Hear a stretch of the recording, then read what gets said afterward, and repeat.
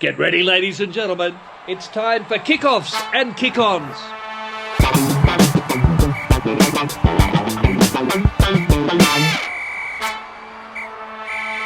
Yes. Happy Father's Day, you bloody legends. And what a Father's Day it is for all Australian fathers. The Wallabies have literally just defeated Los Pumas at Los Platas to make us Los winners. Fantastic. We just won. What was it? Was it 20-18 in the end? Yeah, I think it's 2 points. I've lost the score. Doesn't matter. Yeah, we won, so we got the penalty right at the death. They came back. They were 9 points down at one point. They scrapped. It was terrible conditions. The rain was hammering down. It was 11 degrees. They were all freezing. They were all wishing they were back here in the sunshine, but that didn't matter. The Wallabies schmitted it in. Joining me on this wonderful Father's Day. First of all, happy Father's Day, everybody. Swoop, Goit, happy Father. Drew, happy Father's Day. Any Happy kids Sunday. in Argentina? Let's not worry about that. Yeah. Bev, thoughts, emotions. Talk to me. Yeah, look, I think it's fantastic for this group to get this win over there in Argentina, and I guess the way that they had to scrap and fight to get it, coming from behind as you just mentioned, but there's a lot to like about the performance, and also let's be honest, there's a lot that they still need to keep working on. But to stay in the fight and to scrap their way to for Ben Donaldson to kick that goal over there at the end. Would just be a huge boost in their confidence and I guess a bit of reinforcement that they're on the right direction under Joe Schmidt. Keep it still, Gits. Proof's getting a little edgy there when you start moving the camera around. I agree with Drew. A lot of positives to take out of that. Particularly just the attitude. Just to stay in the fight and keep plugging away, despite kind of consistently turning over the football. I mean, the conditions were tough.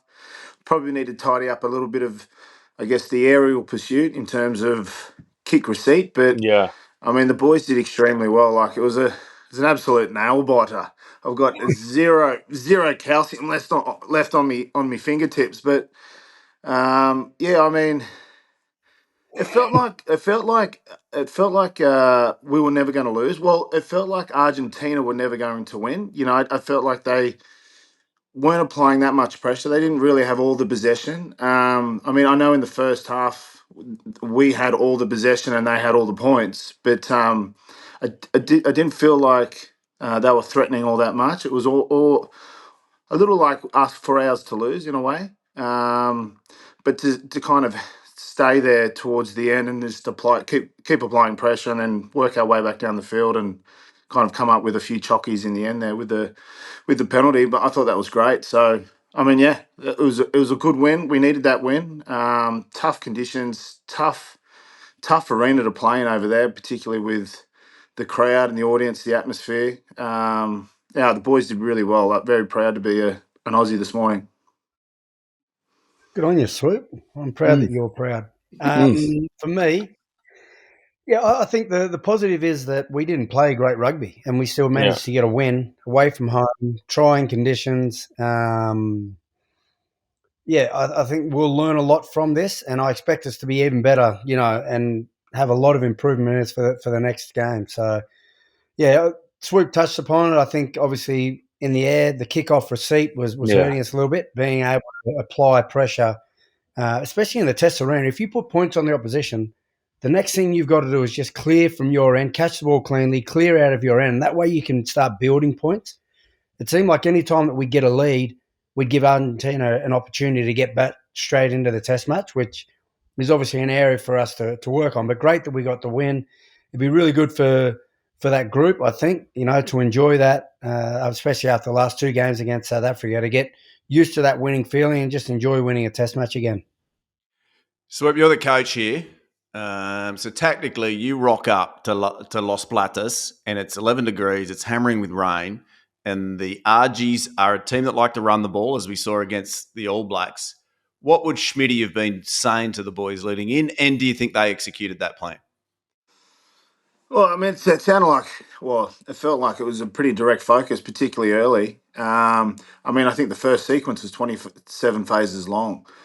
I was a little worried in terms of trying to find the answer post that, because it felt like, because we weren't kind of breaking the line, that we went too a little bit of a tactical kicking game, and I'm all for that as long as we've got the chases in place. It's contestable, and obviously we're competing, whether the ball's in the air or the ball's on the ground.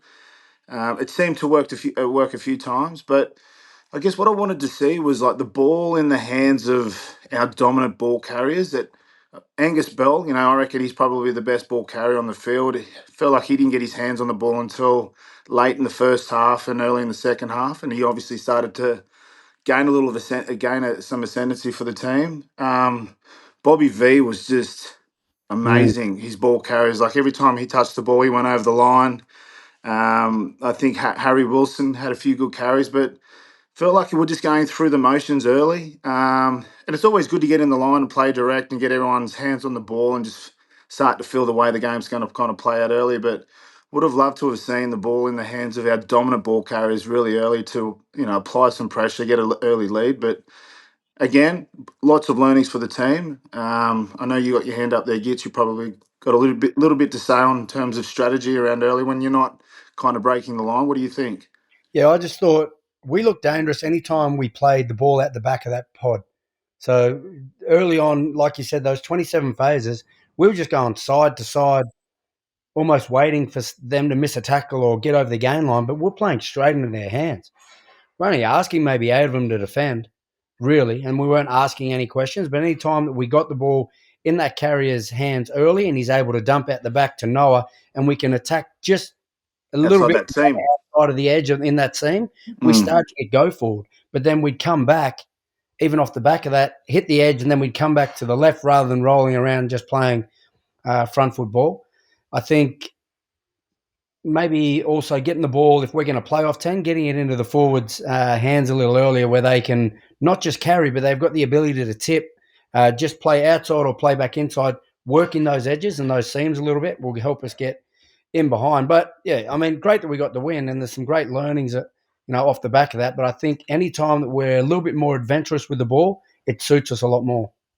Yeah, I Biv, think also, I was just going to say, like, when you're asking about Joe Schmidt, like, in the pre-game coverage, excuse me, he was talking about, tightening up set piece because it was very similar to the conditions they had in Perth only a couple of weeks ago.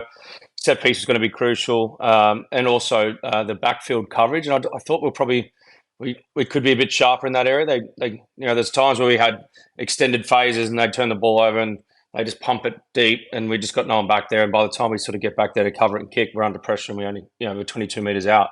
And there's a couple of little small kicks, which again Joe Schmidt flagged in the pregame that they're getting some pay from. So, and then I guess to your point, Giddy, it was Adam's point about just didn't look like Australia weren't going to lose that game. But I just felt like we just kept bringing the Argentinians in with some poor errors, like the kickoff receipts were poor. Some of the stuff, like just some poor errors in and around the field. Noah putting Carlo Tizzano under pressure really in the backfield, then straight off the back of that, putting Frost under pressure. They turned the ball over there in the 22. Like those little things were bringing the opposition back into the game. And, for the moments around that, we were looking pretty sharp. But it's just, lack of skill execution at times really brought the Argentinians in. Yeah, I think also that with a young squad, you're going to get inconsistencies. And I think as they get fatigued, maybe making individual choices rather than sticking to the team, which, obviously it's not ideal. The players go into that, that make those decisions or do something individually just out of fatigue, but you'll get great learnings from this. And the fact that we got a win, these boys made individual errors or let the opposition back in at times. They're going to learn from that, and hopefully next week will be better and then build again, obviously, when we've got New Zealand in Australia. Now, surely we're starting to see the Schmidt effect. Like, not an easy win to get over in Argentina, a decent... I want more energy. We should be more pumped up here, boys. This is it. This is the start of us Schmitting it in. This is the return of the Bledisloe. This is us doing the Grand Slam. We top 3 now? What's the go? Yeah, Drew, where are we now that we won that one? I think number 2, just one win away from being number 1 in the world.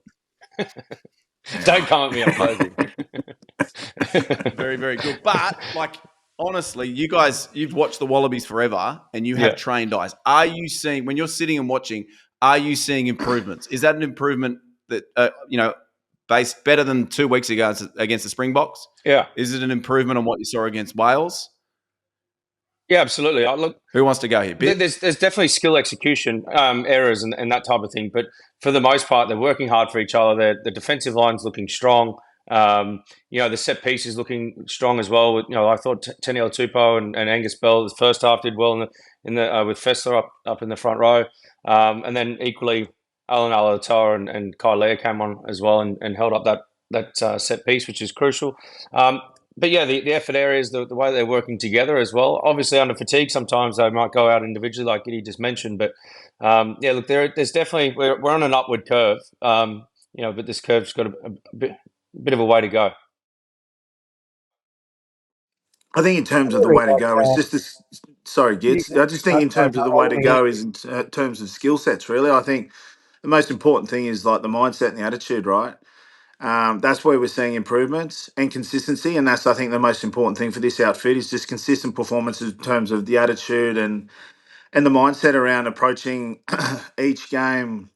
Regardless of what the strategy is, just like with a real effort, a real hunger to compete, and you're seeing that. And I think the skill sets will come. It's a raw team. It's a young team. They'll come with each learnings from each game, like Gid said earlier. So I think for me, yeah, there's so many positives coming out of the last few games, particularly the one just gone. Yeah, we're getting consistency with the players too. I really like Jakey Gordon. He just looks really comfortable there. He's controlling the game super well. He's fit. I think he knows the right times when to attack and then also when to play field position, and he's controlling that team really well. Yeah, now, we'll go more in depth on our show on Monday, so 6 p.m. on Tuesday that will drop. You know what we're like. We're forensic with this stuff. What we say, every set piece, every tackle, every line out. We'll go through it. Whistle to whistle. Whistle to whistle. Just quickly, Springboks, they got it done against the All Blacks. 31-27 over there in South Africa. Biv, Yeah, that's a big win for the Boks. Yeah, it was a big win. I stayed up for this one and watched that. Look, it was a great occasion. Like, you just saw the atmosphere there at Ellis Park. It always is. But it was two great teams going at each other. The replay of last year's World Cup final. South Africa getting the job done right at the end there. Can someone turn their thing on silent? I'm getting notifications I'm sorry, here. Jerry Yannianatala. Jerry. It's Father's Day, and he's hit me up about how to coach a 10. He's a front row, like a grammar. Turn it on silent, son. But I can't. It's linked to the computer. But anyway, Jerry. Okay. Jerry. Anyway, look, it was a good game. I thought, like, New Zealand, I think we're in the lead for probably 80% of that game. Seemingly like they had it in control. Geordie Barrett's intercept try just after half time gave them a bit of a buffer. But also, like, kind of what Swoop said about this Australian-Argentina game. It just felt like it was inevitable that South Africa were just going to come over the top. Like, they just, when they get into field position, I thought Feinberg Nzolu was really good at 10. Fussy at fullback as well, really sort of coming into their roles and just looking really comfortable in the test arena. But again, they got some big impetus off the bench. They went to the bench pretty early, actually 43 minutes. I think they made 4 or 5 changes at once. And got some pretty big impact. I thought Quagga Smith, he was the last substitute to come on. I thought he probably had the most impact. I love me some Quagga. You love Quagga, don't you? I love him. I love Quagga. I just reckon. But I think against Ireland, they obviously started him. I actually just think where he's at his best is impact off the bench. Yeah, because he's obviously not a bigger fella, but he plays well above his weight. And he just adds so much to a team when he comes in. What I was going to ask you, Biv, is with that closing, you touched on it briefly, like South Africa now, they're the team, that last 15 minutes, that championship minutes, they seem to always bring the game back. And that's where the All Blacks previously, historically, have always been so good at those closing moments, the back end of a half, the start of the second half, and the back end of the game. Whereas now we're seeing South Africa, they're so dominant the way they finish games. Yeah, just really clinical as well. It was just like there's a couple of occasions from the All Blacks, like when they were in front, but the sort of game was in the balance, and they're kicking out on the full and not knowing that they took it back into the 22, and just things that you don't normally sort of see from an All Black side that regularly. And that was like it happened a few times in the game. So it's funny, I guess, that South Africa are now just looking really comfortable in those high pressured situations, and they've got their processes and they get to them. Their leaders get them in the right areas of the field. I mean, there's going to be some conjecture over Mbanabi's try that they thought probably it should have gone upstairs. It looked like a bit of a loose carry when he went to put it down. There's going to be a fair few people sort of blowing up about that. But either way, I think South Africa looked pretty dominant in the end there. Very good. Now, Swoop, we've reached 15 minutes, and I know you strop up if I go anywhere past 15 minutes. So, yeah, I know you're looking at your watch. Have you got anything to add on the All Black Springboks? I just think off the back of Drew's point there around how much calm there is, when it's chaos in those high critical moments, like they're just rolling with such momentum and such belief. Like they know they are the number one team in the world. They play like they're the number one team in the world. They carry themselves like they're the number one, and it's just powerful. I think I don't know if you've ever really experienced that, and you guys have throughout your rugby careers, when you just believe you're going to win regardless what the scoreboard says, and it just takes all doubt, takes all anxiety away from your performance, and you just have such belief and backing in yourself and the guys around you that the results just happen. And obviously that's evident with the result just gone. So I mean, it's great to see, right? It's great to see these guys up there. Nothing lasts forever, but I mean, it's going to be really interesting to see how they respond next week in Cape Town. Can they get up for it emotionally? And we know what the All Blacks are off the back of a loss, how they respond really well. It's going to be an interesting contest. Very good. Geez, you three are the best in the business. Aren't we? You. When it comes to post-match punditry, find me three better.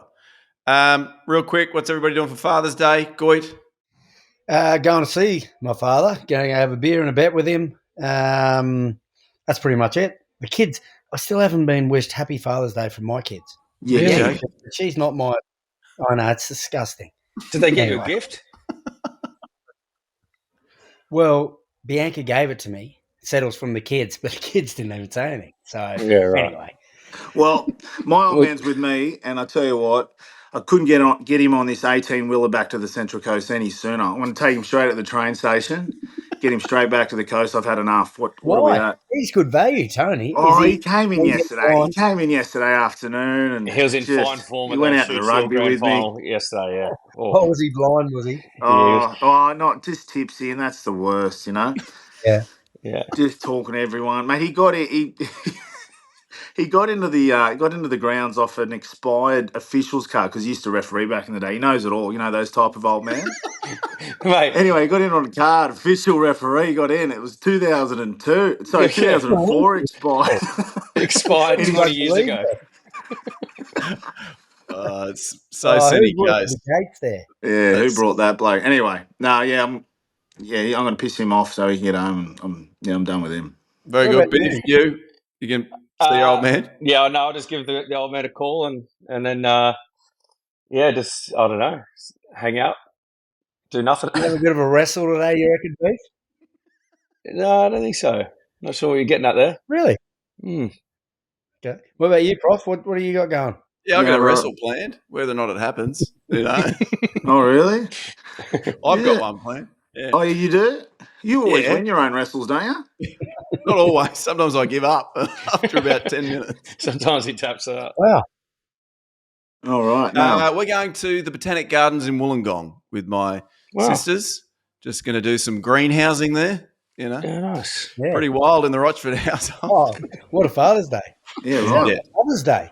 What are you going to wear? What will I wear? That's probably something by Calvin Klein or by Tommy Hilfiger or Maddox or Reserve or Black. Yeah. One of the 5 brands. Botanical theme. I like it. Good on you, Prof. Or this bad boy right here. Yes. We had a bit of that in the crowd at the Shoot Shield final yesterday. KOKO everywhere. It's disgusting. Did you boys see Tommy? Did you? No, was he giving it to you, Swoop? Yeah, Yeah, fair enough. he was up there in the presidential box somewhere, just hamming it up like We were he's on the other special side or on important or the something hill. like that. Yeah, he's, with all the rich wankers. Yeah. yeah, genuine wanker. Anyway, Hey, gents, that was it. Great match review. We will see big guest on Monday. Who snared this one real quick? Is this a Biv? Yeah, I think it's a It me. wasn't Swoop. Yeah, it wasn't Swoop. Yep. Ryan Yeah. Habana. Yeah. Habsy will be joining us. oh, we're to going to talk- repeats, are we now? Well done, boys. No, hang on. Well, he No, hasn't no. been on this We've show, never had mate. him before. Coco's never had him, son. Coco hasn't had him. KOKO. Very good. Have a happy Father's Day, gents. We serious? We We did it have on the yes. other show. Yeah. That other one. Oh, what other one? Oh, I don't know the other one. Yeah. We used to do that Big one. equestrian show, remember? Yeah. It was really good. Yeah, Hey, right. Biv, do you want to How give they us jumping? one to finish? Oh, wow. That is the best video on YouTube. You know what you need to do now? You need to like and subscribe down there. Or if you want extra content, might be down there, you need to go up here or up here and get more of that gear. Thanks for supporting Kickoffs and Kick-Ons, and we will see you very soon.